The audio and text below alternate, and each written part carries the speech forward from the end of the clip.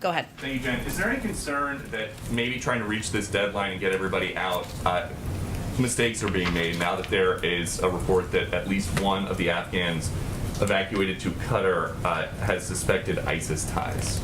Well, first I would say we have a stringent vetting process which includes background checks before any individual comes to the United States. So I can't speak to one individual, but I can tell you and confirm for you that we take the vetting of any individual who comes to the United States and comes out incredibly seriously. And it's an extensive process. I would say that this is now on track, Peter, to be the largest airlift in U.S. history. And that is bringing American citizens out, it is bringing our Afghan partners out, it is bringing allies out. So no, I would not say that is anything but a success. Okay, and I know that you said yesterday it's irresponsible to say that Americans are stranded in Afghanistan right now. What do you say to the American citizen in Kabul that Fox spoke to this morning? Her name is, she's going by Fatima. She says, we are stranded at home. For 4 days, 3 days, we didn't hear anything from anywhere, and they're saying to go to the airport, but we're not being given clear guidance. Our emails are getting ignored.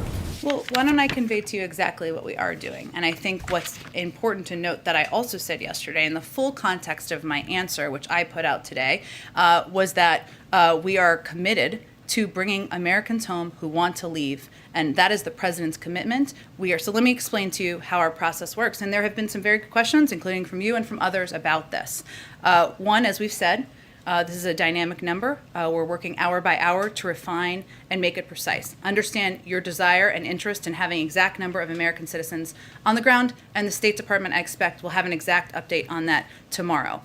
Just to remind you, the U.S. government does not track our citizens when they travel around the world. We rely on self-reporting, not just in Afghanistan, anywhere in the world. People have to decide to register or not. It's up to them, individuals, whether they decide to register or not, wherever they may be.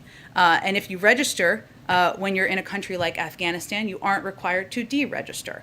The State Department also issues alerts. They have publicized phone number and email to contact if you're in Afghanistan and want assistance to leave. And for months, the department has been telling Americans to leave Afghanistan for their own safety. It is our responsibility and our role to work with and help American citizens who want to leave. Let me finish. I'm almost done, and then you can ask a follow-up question.